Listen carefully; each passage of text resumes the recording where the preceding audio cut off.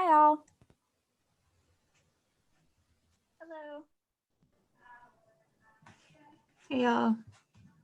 Hello.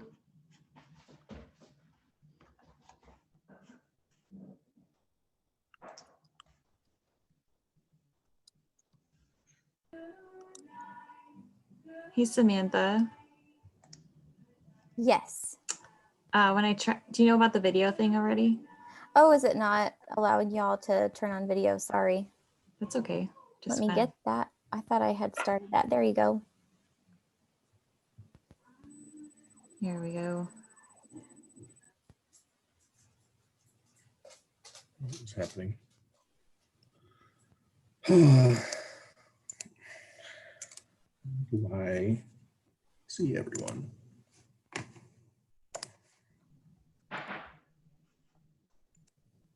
What's going on here?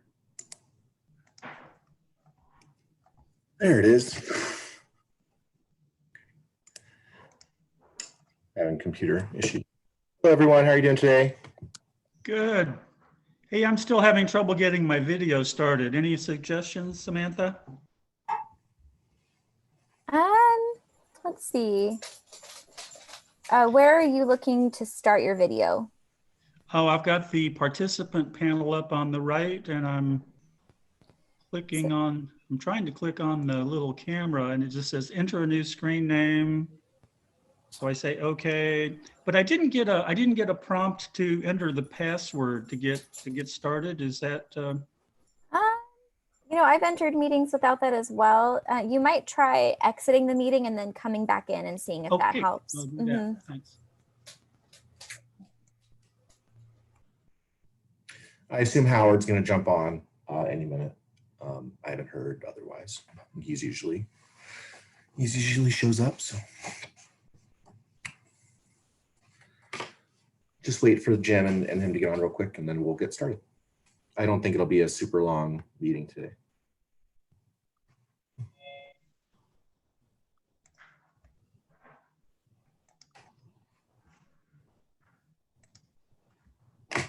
Hey, there I am. Thanks. Hey, Jim. I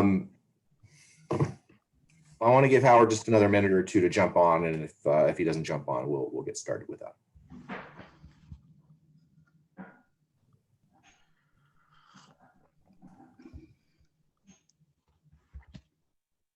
Jack, I just got an email from you. I didn't have time to look at it. Is that anything I need to have handy? I think we'll chat at this meeting about basically filling in this document over the next couple weeks. Great, thanks.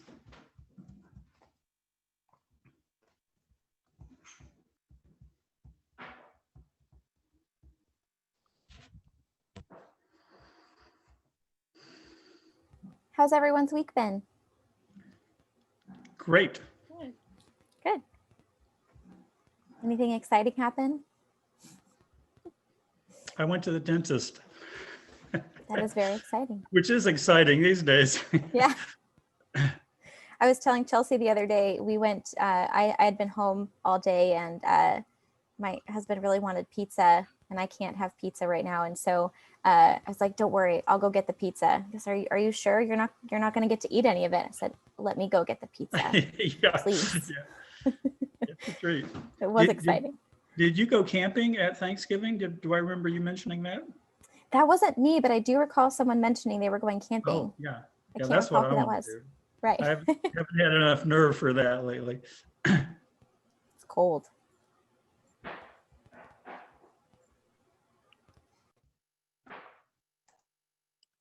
Not seeing Howard, I think we should go ahead and get started. For those of us, I guess Laura, who was here back in, I guess it was February, March, when we were first starting on this, basically the Sustainability Commission volunteered, or we got tasked in partnership with the City Council to work on a dashboard for the Climate Action Plan, basically be a way where you could get a visual update on how the CAP is going as the CAP develops over the next 10 years. And so I think that when we spoke in March, we had good company join us. And I think there was the idea we wanted the greenhouse gas inventory put online in some fashion that people could click through. And then we also what I started talking about was basically alternative performance measures. So rather than measuring greenhouse gas emissions directly, that we would instead have some proxy measures. So for example, our EV targets for 2030, a lot of our emission reductions are supposed to come from EVs. So one of the sets of data we could track and show people would be, are we moving towards our EV goal for 2030 and are we on track to meet that goal?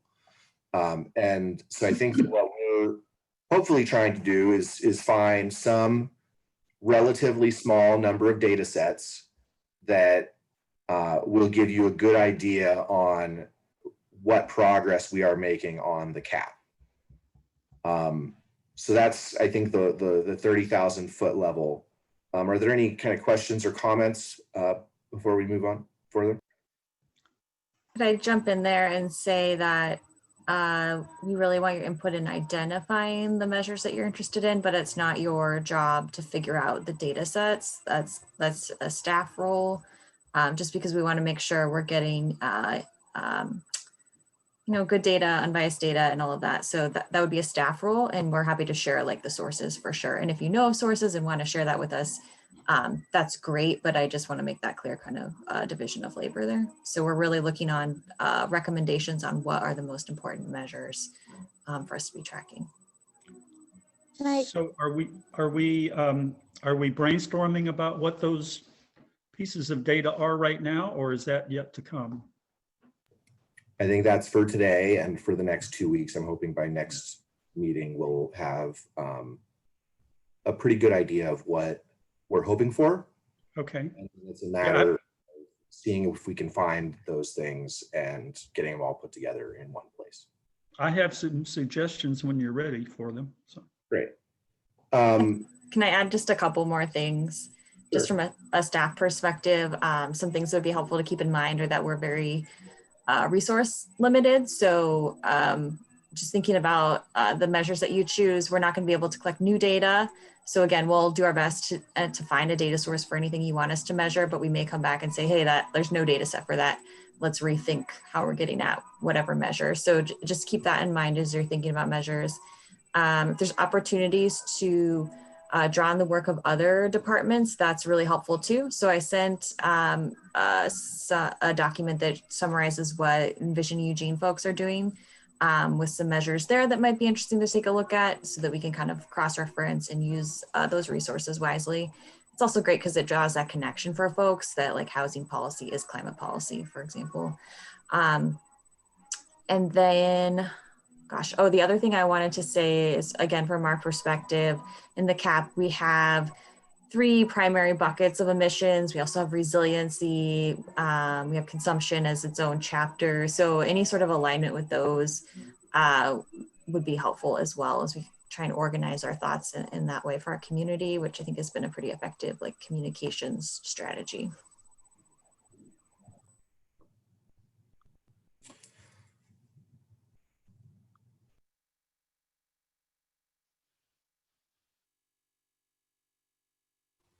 You're muted, Zach. Opposite what I meant to do. I put a little document together I thought we could just use as a sort of a framework that we could just add stuff to in terms of what are the primary goals or measures that we think that we need to track. What are our goals for that particular measure? And then the last question is, what is the data set to go along with that? Apparently staff is telling us that they'll help us a lot with that last step. So I think if we have thoughts, we can put them in there, but hopefully they will help us finalize that part. So I guess I will go ahead and pull that document up if I can figure out how to do that.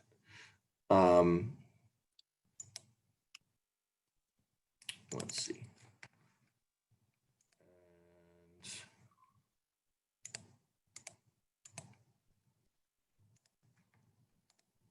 There it is. Okay. Zach, sorry, before you get started, is it possible to zoom in just a little bit?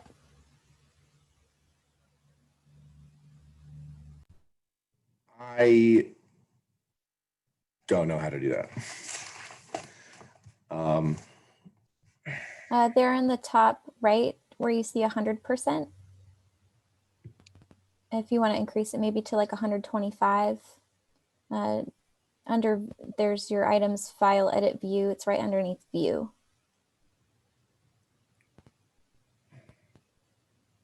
I'm sorry, where? On your screen's file edit view, where it says Eugene Cap dashboard, and then 100%. There you go, like 125 maybe, or that works too, whichever. Okay.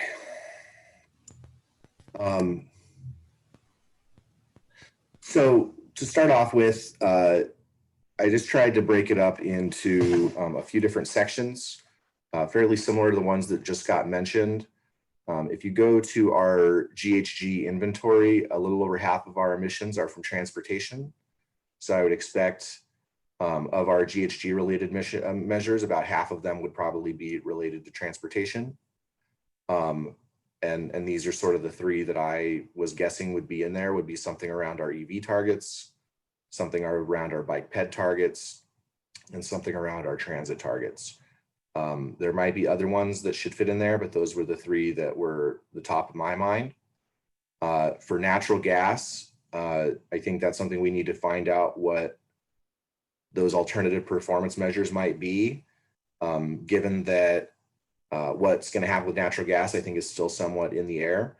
I think we might have to come back to that one as the city develops additional measures to deal with the natural gas issue. There would likely be whatever those measures are, are what would make it into potentially things that we would track. And then and then there's also waste. If the county moves forward on some of its things around waste, I expect, for example, increasing the amount of landfill gas capture that they capture. That's something we could also potentially put in there for waste. And so I think over the next couple weeks, it would be really good if we could figure out, define what the 2030 goals for each of these things are, and start to, I guess, look at the Envision Eugene measures, and also start thinking about what, if the data sets are not in the Envision Eugene data set, that we might start thinking about where staff might be able to find good data sets for those things. Other than the GHG inventories, we also have resiliency measures in the CAP. And so I think it would be good to find 3 to 5 of those that we would maybe also want to track and have included in the dashboard. The one that came to mind was urban forestry, but I'm sure there are others in the CAP of those resiliency measures that we might find a couple that we want to track. Yeah, so why don't I stop there for a moment, and if folks have thoughts or comments on how to get to where we need to with each of these things. Yeah. I have a comment about natural gas, and I'm not sure if it fits exactly, but a very useful piece of information would be city building energy use broken down, by natural gas and electricity. And I'm guessing that the energy management team, for city facilities would have that already. And, we could just perhaps figure out a place to plug that into the dashboard, and it wouldn't be a big deal to gather the data. And that could give us, particularly since the city is occupying, my understanding, the city is going to be occupying the LCC building, which is not a natural gas building. So that would give us an interesting basis of comparison of, buildings that are about the same size using natural gas versus the alternative to natural gas, which, the only one that I'm aware of in a large building is the geothermal type heat pump electric heating. So any thoughts on that sort of data? Is that, it's not a direct correlation with our 2030 goals, but it's a piece of those goals. It gives information, you know, that would suggest if we're making progress or not. Yeah, Jim, that information is in our 2017 inventory, and we're about to release our update, our 2019 update inventory. Hopefully our goal is actually to get that out next week. And that's included in there. So happy to include anything in the inventory as a part of this dashboard, but maybe another question that is maybe more of a design question that we would get to down the road is like, how do we don't want to assume people are just going to go to the inventories, the reports, they're kind of dense. I think it'd be great as we kind of get into design to think about how we incorporate the most important pieces of the information in the inventory into like a more visual display along with this dashboard. What do y'all think of that? Are you saying like trying to make it useful to the public? Yeah, like pulling out particular pieces of the inventory, like Jim suggesting that it could be that measure, like the natural gas used in city buildings, and incorporating that as part of the dashboard. I guess I would like to see greenhouse gas emissions per square foot of building. I mean, that tells you a lot, you know, and then of course, the more natural gas you use, the bigger that number is. So that really gives you, I mean, that's a pretty, you know, that's very concise. It's, I mean, I would like to see the whole, you know, the entire energy bill display, but, you know, just in terms of the most critical data, you know, tons of CO2 equivalent per square foot would tell us. Yeah, we could definitely look into whether that's possible. I'll just tell you right off the bat that if we just look at our facilities side of things, what's the most interesting piece of the data is that I think it's certainly over 50% of our energy goes to heating pools, heating our three pools. They're big energy.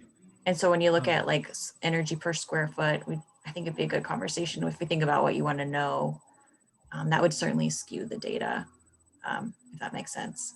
Yeah, well, it would, you know, energy per square foot only makes sense if you're looking at particular buildings, and then you would know that, you know, a pool, an indoor pool is a very special case, similar to a hospital or, you know, any building that requires tons of outside air. But pools are huge. I think something else. Oh, sorry, Jim.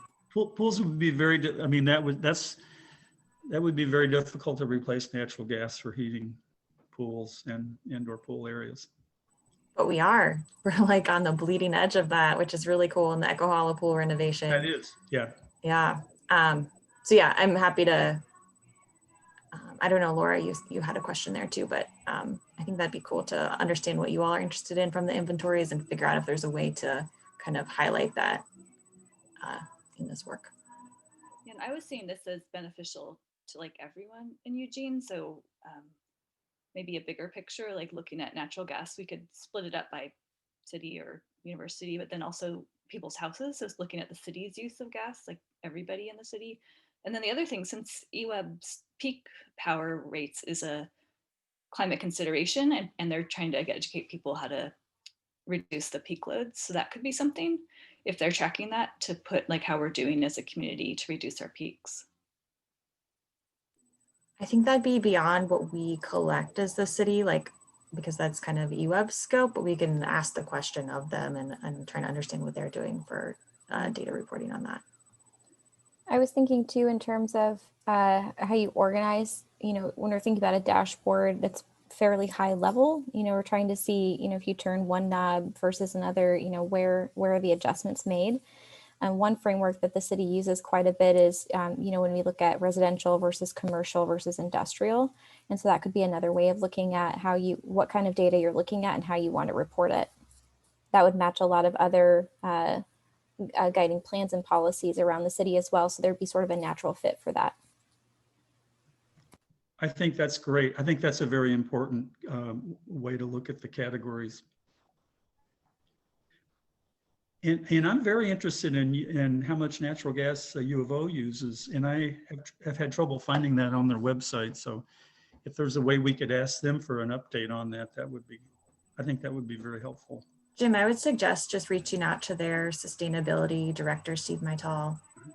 Use his U of O address, not his EWeb address, but I imagine he could get that to you fairly easily. Great, thanks. And Jim, I was going to send this out to you later today for next week's meeting. The state has the DEQ has every entity that has air quality permits for greenhouse gas emissions. There's about 13 in Eugene. Okay, and UO is about 20,000 tons per year.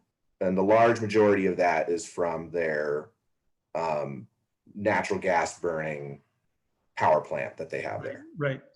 Great. So 10,000 tons per year. The only one that's bigger is there's a flake board manufacturer here in town. I'd love to see all of those. Yeah, thank you. So I'll send that to you this evening. Sorry, stepping back for a second, I actually want to talk a little bit more about the transportation part of this, since I think it's actually one of the biggest and one of the most complex. You know, so we had the EV folks present last week, and I think that we know I think they had a good data set that they found for tracking EV and our progress towards our 2030 targets, which was really awesome. We're going to have them presenting again next in a week and a half around bike ped rates, and I'm hoping that similarly we can kind of suss out what data sets will be valuable. I have sent a question regarding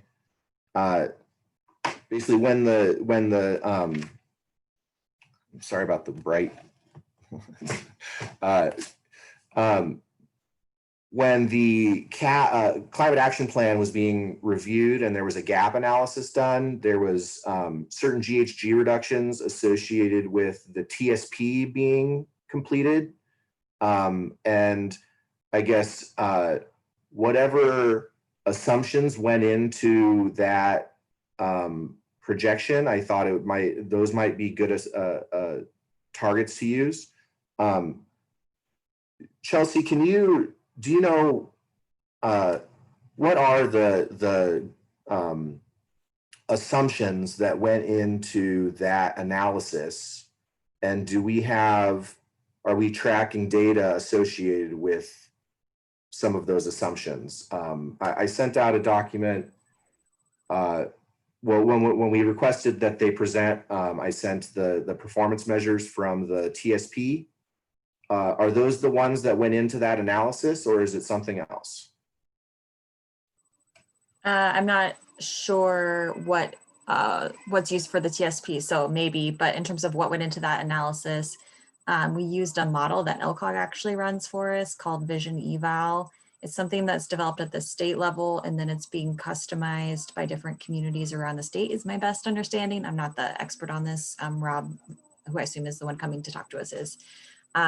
So that is being updated again as we speak. And one of the components in the CAP is to update the TSP goals so that they hit our CRO goals, and that'll be done in conjunction with update to this modeling tool. So that's all a long-winded way of saying there's many, many variables in that model. I've seen, I haven't seen the math of the model, but I've seen some of the back end of the model, and there's they just showed us, I think they showed us 25 at the last viewing. So it's not to say we're using all those levers, but part of figuring out how we're going to approach that work is figuring out which levers we're going to use.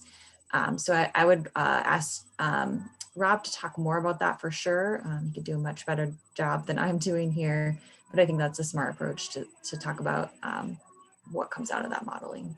But it's not as simple, we just looked at these three things. It's a complex model. And to jump in on that, Zach, we'll actually have Reed Dunbar presenting. And when I checked in with him, I'm not sure that he had planned on that. So maybe I could check in with him about that before the meeting and see if that could be something he could bring with him. Yeah, that would be great. And if he could comment on, well, I think the point is that, okay, so we're redoing that analysis and we're putting in even stronger targets, it sounds, or assumptions that went in the first time. I guess from my perspective, it would be really great if we could identify, if there's 25 that go into it, are there 3 to 5 that make the greatest difference? Maybe there's 25, but if there's a smaller number that are actually the key ones, and basically finding out if there's any data associated with those. You know, if we're setting a goal for such and such bike ped rate by 2030, how are we actually measuring our progress towards that? Yeah, that makes sense, Zach. And I think for a work product from you all in the next, couple weeks to month, I think what a reasonable outcome would be is for you all to articulate that you're interested in aligning with the modeling being used behind the TSP assumptions. And we will work with Rob to figure out what those, top 3 to 5 are, and we can bring that back to you. We can check in, but I think just to keep us rolling and not get kind of hung up in that, that'd be a good way to go. Yeah, I think this is going to be the most complex subject, and so yeah, if we're just able to have a back and forth on those ones, I think that would be super valuable.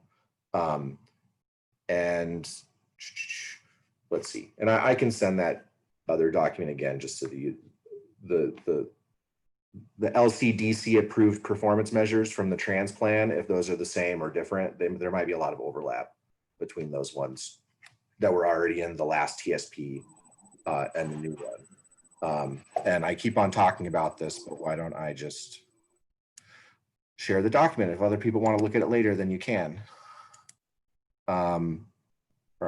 Sorry, I'm getting sidetracked. All right, let's, I guess, maybe put transportation to the side for a second, and then just, are there any other, I guess with this document, my thought would be, are there other parts here that I guess over the next 2 weeks, I guess I was hoping folks could look at the resiliency measures and maybe offer some alternative, basically different resiliency actions that we might also want to track, as well as kind of if you have other thoughts on the measures that we should track or the data sets that we should use just to add them to this document. Is that something that folks would feel comfortable doing over the next 2 weeks? Does that sound like a good thing to work on over the next 2 weeks? It does. And I would like to throw out one that I would like to see included under the category of equity, and that is cost of energy. Because as we implement climate actions, I think it's really important to keep track of what that does to energy costs.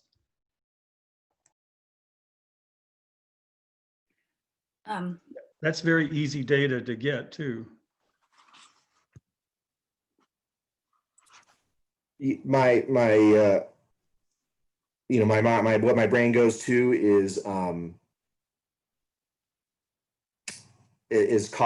doing that on a cost adjusted basis as well as a net basis. I think sometimes it's not just about the cost per kilowatt hour, it's also how much you're putting into energy efficiency. So it might be that one community that's very energy efficient pays more for power on a per kilowatt hour basis, but pays less in total because they use a lot less. And also just making sure it's inflation adjusted so that we're not saying, yeah, I think that's making it too complicated. I think, if you're talking about the impact on the community, it's really just how much does energy cost? I think that's a very useful, transparent piece of data to throw out there. And it's, you just got to go on the eWeb website or you just got to look at an electric bill and a gas bill to get that. So it's pretty easy. But it's just that's just my perspective on it. I'll be trying to publicize that information as we go forward, whether it's on the official dashboard or not. So, I think that's really important to build equity and triple bottom line into the whole product. And I think that's, if we're doing something, if our greenhouse gas emissions are going way down, but the cost of energy doubles, then, I think that indicates that we're not really doing a triple bottom line approach. So, but that's all I need to say at this point. Yeah, I take your points. I think Yes, I do also think you need to say that, yeah, the quantity times the price equals the total price, right? And that's important, that if you use far less energy. I guess on the equity point, it would be possible potentially, the eWeb data I think would be easier than natural gas, where the price varies, changes every month. I guess I have other equity thoughts around, for example, on urban forestry, that we're trying to get to the new goal is to get to from 23% now to I think 30% coverage by 2030, and also to have more equitable distribution throughout the city. And I think it's fairly easy to put on a dashboard, hey, we're at 25% and 26%. It's a lot harder to put the parts about the equity and making sure that we're hitting our equity targets. And so I'll just put that out there as a question mark, more of we might want to be thinking about, in addition to these data sets, if there is an equity lens to overlay on it. I don't know how to do it or do it. Yeah, Zach, can I jump in on that? I think overall I'm hearing a lot of good ideas for different measures, and I'm happy to have the ideas, but I also want to kind of take some of the pressure off too and say, like, if you can articulate the question you're trying to answer, then we can look for data that might fit that question. So just a different approach that you could take, so that you don't have to be like, we can't do that because I don't know the data set. We have a ton of people working at the city and partners and things that could help us think through that. Does that make sense? Yeah, I'm just trying to think through in terms of a relatively simple dashboard with, this is a resiliency measure and we just have the one data set to go along with it, but it doesn't get into your coverage of the city as a much, your percentage coverage of the city is a fairly simple piece of data to communicate, whereas through a relatively simple dashboard. Whereas I'm concerned that as we start to overlay equity considerations and all of a sudden each set of data becomes much more complicated in how you're supposed to communicate it, that we're maybe making more work. Yeah, I appreciate that. I think just to kind of get back to roles, like, your job is to ask the question and the questions that community want to hear about, and we can do the digging. And so on this question in particular, I know that as part of this work, there's a GIS component. I don't want to commit to what that is, but it could be that they're already tracking what you want. Maybe there's a mapping already done, and that it would be just a matter of, maybe that information wouldn't be one of your metrics in this dashboard, but we could link to that extra information, and it's available. So I just want to encourage you to, like, your role is to think about, like, I think before we said, what are the 10 or 15 measures that are most important to include in this dashboard? Mm-hmm. And that could be framed as like the questions you're trying to answer. It doesn't have to be that you have it all figured out, and then we can go from there. And I wanted to throw in there too that, when we think of data, we often think of quantitative data, but qualitative data is really important also. And I think qualitative data is much more easily captured when we're thinking about things like equity. What stories are people telling? Where are you hearing from people? Whose needs are you hearing? So I wanted to throw that out there as well, that being creative and identifying those questions and what kind of data you're looking for is also really helpful. I guess, Chelsea, this might be a question for you, because there's a resiliency group in the Environmental and Climate Justice Coalition, and I could ask them, but I wouldn't want to ask them if, only if what they provide would be used. I wouldn't want to ask if it was just like purely brainstorming, but if it's at the point where the response would be utilized, I'd be happy to do that, because they've been, thinking about resiliency and equity for a while, and they have a subcommittee on that. Yeah, Laura, I appreciate that. And we definitely don't want to ask and then not use things. That's a little bit hard for me to answer though, like if it's just because I don't know what data we have access to, and we want to make sure that those data sources have some sort of vetting. So there could be disagreement on whether data sources can be used too. So I don't know. What do you think? I don't know what kind of, do you have any intuition about what kind of measures they might suggest? I would guess, I'm I'm just completely guessing because I'm not in that subcommittee. I would guess maybe the like warming and cooling stations, kind of protecting vulnerable populations, that type of thing. Yeah, like something like having a count of warming and cooling stations, or maybe the amount of people that can be served or something like that. Yeah. So on just that example coming out of my mouth, I'm thinking we could definitely do a count that of the, you know, buildings, but then like the number of people who are able to be served, I'm not sure if we can get that information. I just am not in that field. So does that help at all in terms of like, I don't want to overpromise to you. I mean, I could just frame it like you said, like this is, if there's not the data, it can't be used, but there is this dashboard being developed and resiliency measures is part of it. So like, what are your top 5 things? Yeah. If you put them on there, I could ask in that way. That sounds good. Okay. That'd be awesome. Thank you. Laura, can you talk a little bit more about the group that you're talking about? I'm not aware of what group you're. The NAACP and Beyond Toxics have, it's a coalition, the Environmental and Climate Justice Coalition. And so there's a bunch of people in it representing a lot of different organizations, but it's run by the NAACP, and they have a resiliency subcommittee. So they're working on, you know, some solar panels in churches and some garden projects and a couple of other things, but I've never participated in that subcommittee. I've like read the meeting notes and stuff, but I don't know the types of conversations that they're having.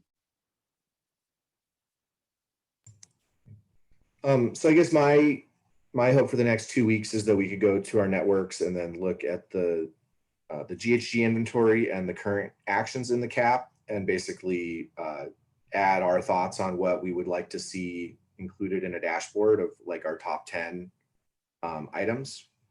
And then we could meet back in 2 weeks to kind of troubleshoot any issues that have come up and narrow down the list that we've come up with. Does that sound like an okay approach? It does, Zach. And would we be encouraged to email each other as we go through that, or, you know, how can we, you know, would we want to communicate in any way? Or my understanding is that that this shared document, that as long as there's only one of us on it at a time, that we can add things to it. But then for discussion, we would have all of our discussion in 2 weeks as part of this next meeting. so no offline email discussions about the document. Is that correct? That's my understanding, that you would be able to add your notes to this document, and that we can read the notes, but that we should comment and have all of our discussions as part of these recorded public meetings. Okay, great. And just to add a point of process to that, basically it's you can't have anything over quorum outside of the public meeting, which for this size of group is basically you plus one other person. So, and I wanted to highlight that as well then. Yeah, if you're working on the document, just to double check and clarify that if you've got more than 2 folks on at a time, you might want to coordinate that. Just as a general question to keep myself out of trouble, is email, do sustainability commissioners email each other? Yeah, you're welcome to email each other. I would avoid group emails, but individually is safe. Of course, you know, no decisions can be made. And just to be super safe, my understanding is conversations around financial matters need to be in a public meeting space. So what if we just want to share interesting articles or Of course. ask each other questions? Is that okay? Mm-hmm. Tim, the spirit of it's all about Oregon public officials law, right? And so the spirit of it is that we don't want to be deliberating towards a decision that's not in front of the public eye. And so anything that could possibly be perceived as deliberating towards a decision, we want to do that in a meeting. Yeah, well, I see a lot of, I mean, not a lot. I've seen committee proposals and, you know, that sort of arrived at a sustainability commission that looked like they had had a lot of preparation and maybe communication between people. Is that, I mean, it just seems like that's going on, you know, from my point of view as a newcomer to the group. It seems like, you know, it just seems pretty clear that there's been collaboration, you know, outside the official meetings. So I just want to really understand when I'm, you know, how much of that I can do and how much I can't do. I think it depends on the committee. So if you're seeing a finished product, for example, that comes to a Sustainability Commission regular meeting where commissioners are voting on it, the process should have been, which is my understanding that it has been, that finished product was completed within committee. So like what you're doing now, with maybe one person putting, you know, polishing touches on it before it got to the commission Right. for a vote. So the commission sees a polished document. So when you're, for example, attending the regular commission meeting, it's a polished document that everyone votes on and then you move forward with. Okay, I'll probably have more questions as we go along. I'm a little fuzzy on Sure. a lot of this. So thank you for your patience. That's what I'm here for. Jim, I would just say, as long as you're just sharing information, it should be fine. If you're actually working with somebody else on a work product, make sure that the total number of people that you're talking to is less than quorum. So if you wanted to draft a committee proposal, like to create a committee with somebody else, as long as you talk to less than 5 people on the commission, you're going to be less than quorum and you're going to be all set. That sounds, yeah, okay, that sounds fine to me. It sounds a little different than what I heard Chelsea say, but again, I'll just be careful to copy staff and you, Zach, and tell me if I'm out of line. But I do have, you know, I have a lot of information I'd love to share, but I don't want to, you know, I want to be careful about that. So thanks. Yeah, as long as we're not raising like questions and having back and forths, I generally think that we're gonna getting ourselves in trouble. It's just information sharing, and if you want to work with like one other person on something, as long as, you know, in this committee we only have 3 people, so 2 people is a quorum, so it doesn't really work for us. But if you have a committee, like a 6-person committee, and 2 people want to, you know, polish something before bringing it back to the full commission, as far as I know, that's technically allowed. But just here's a specific example. I have an article that I'd love to share with the whole commission about a project at Ball State University in Indiana. They took a coal-fired central steam plant and they replaced it, or are replacing it, with a geothermal heat pump plant. And I think it's just a fascinating article. Is it okay just to send that to everybody? Yes. You know, something I heard interesting about apparently UO was considering doing a heat pump with the river, which I have not heard anything about that in the last like year, but apparently they were looking at that about a year or 2 ago. Yeah, that's what, it's a similar sized campus, so I thought that might be an interesting comparison. So it just cost $83 million. And okay, well, I think that if anybody has GHG reduction measures or resiliency measures, that we can put that into this document over the next 2 weeks. I will follow up with Samantha regarding the presentation in a week and a half to maybe see if we can get some of this stuff sussed out for the bike ped portions that are going to be presented on. And then we'll meet back in 2 weeks to review and discuss and decide next steps.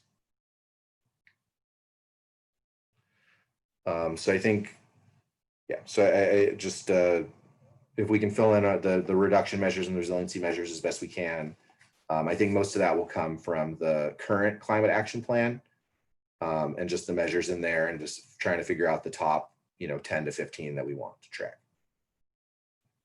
Okay, any questions, comments before we break off? Okay, seeing none, I hope everybody has a really great afternoon and weekend. You too. Thanks, everyone. Have a good day.